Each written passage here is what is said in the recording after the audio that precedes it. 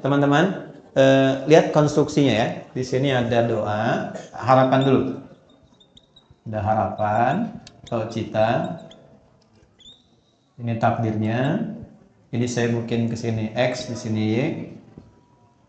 Ya, kemudian di sini ada doa untuk mempercepat. Di sini ada ujian. Di sini ada pengabulan jawaban. Kalau di ritual umroh atau haji, di sini ada sofa, di sana ada marwah ya. Baik. Nanti kita jelaskan. Sebetulnya ada banyak sekali hikmah dari ritual kita yang sekarang sayangnya menjadi ritual saja, walaupun pahala ada. Pahala itu diberikan pada keikhlasan dalam penunaian ibadah secara benar. Jadi kalau Anda sholatnya benar dari awal sampai akhir dan ikhlas, pahala diberikan. Tapi barokah, nilai-nilai kebaikan dari sholat yang kita dapatkan dalam hidup, itu cenderung potensinya kurang bisa didapatkan kalau kita nggak paham hikmahnya.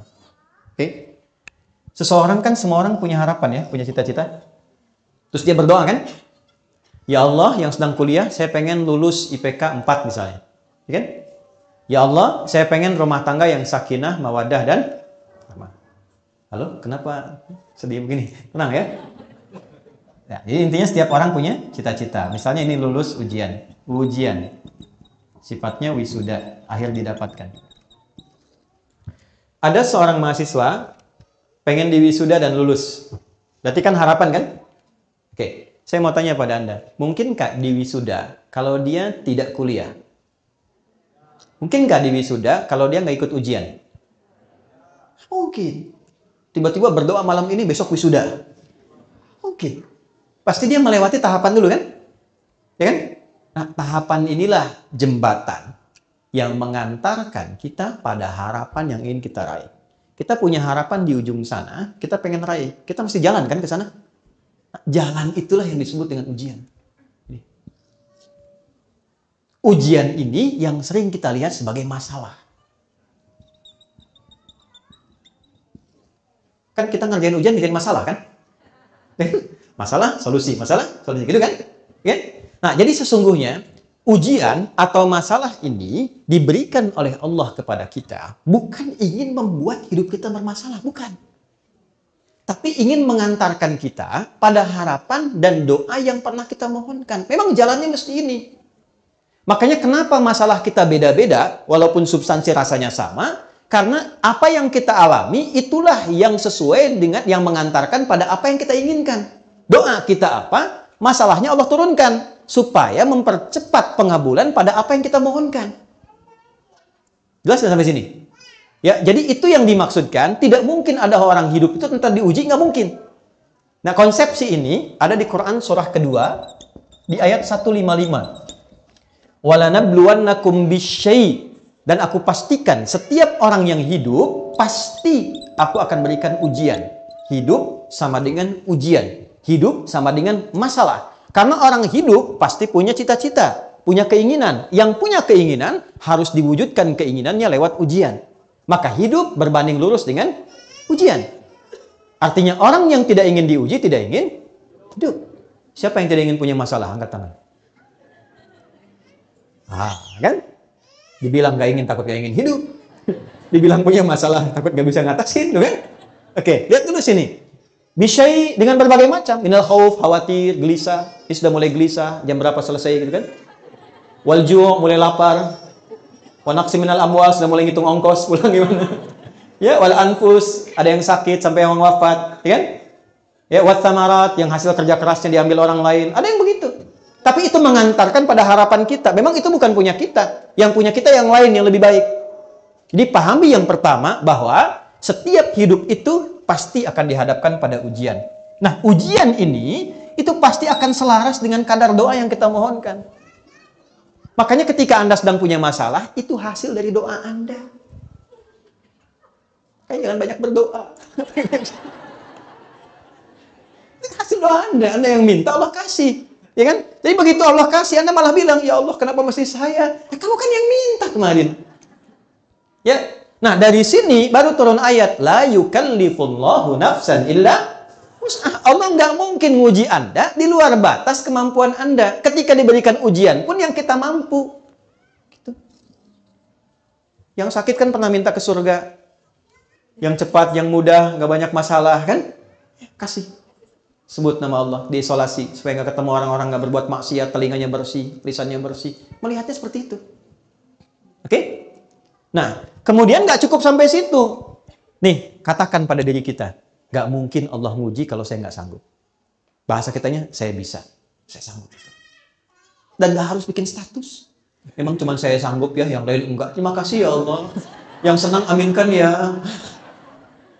Tambah masalah itu. Ya?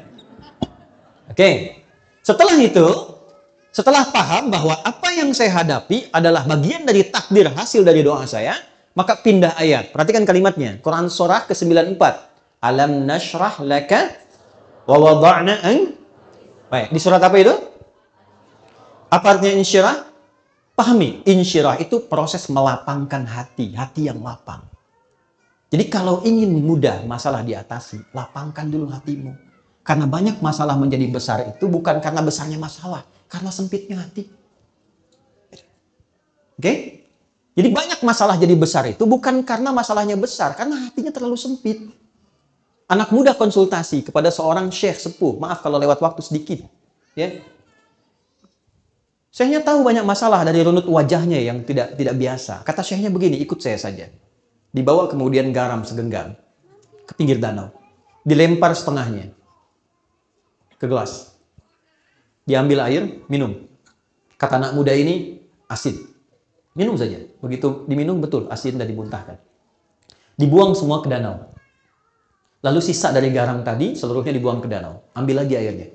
Minum. Segar, enak, nyaman. Kata syekhnya, ini spirit al-insyirah. Saya sampaikannya di hadapan presiden ketika beliau galau tuh. Alhamdulillah ada kebaikan dia. Ketika ini dilakukan, diminum, segar. Kata syekhnya kurang lebih demikian. Itulah keadaan hatimu. Kalau cawan hatimu engkau buat sempit segelas ini, maka masalah sekecil apapun akan terasa berat.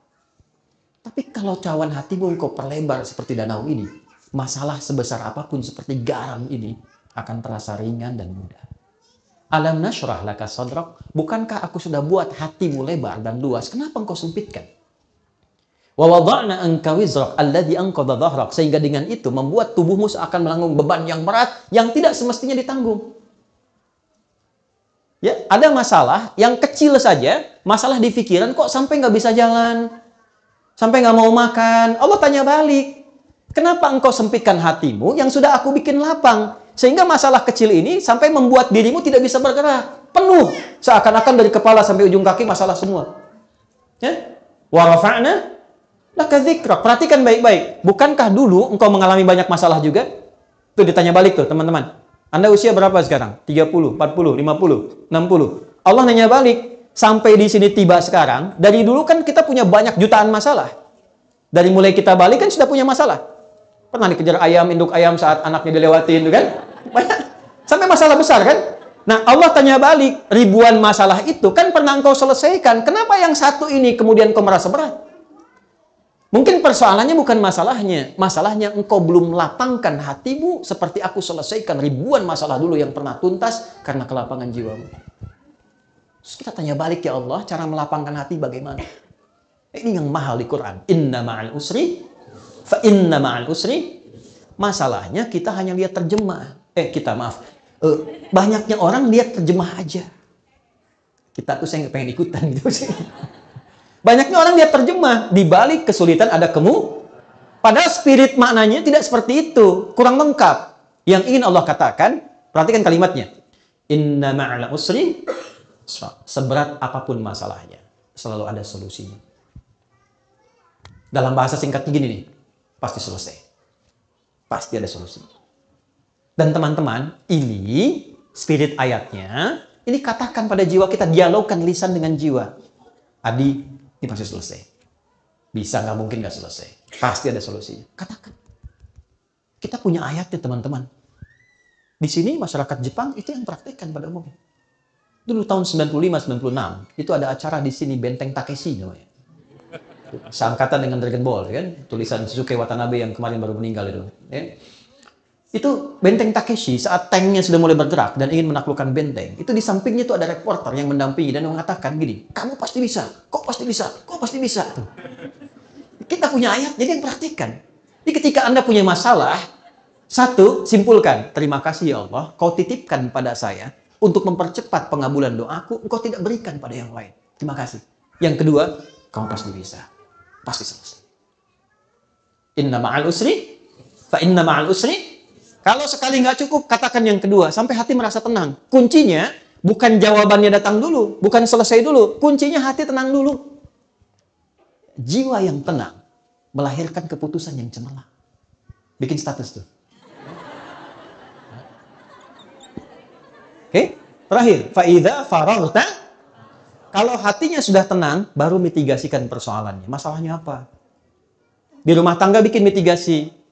Kenapa suami begini? Kenapa saya begini? Oh, ini ketemu satu. Dengan ketenangan hati. Setelah itu, jangan harapkan hasil. Karena kalau Anda mengharap hasil, Anda kecewa.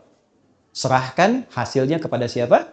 Allah. Wa ila rabbika farghab. Nah, itu kalau sudah terkumpul, kita akan selalu ridho pada setiap situasi yang Allah berikan dari perjalanan takdir kita. Terima kasih ya Allah Engkau kirimkan ini. Terima kasih ya Allah Engkau hadirkan ini. Alhamdulillah. Ya.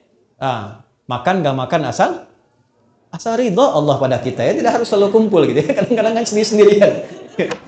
Gimana? Kan ada yang bikin tema.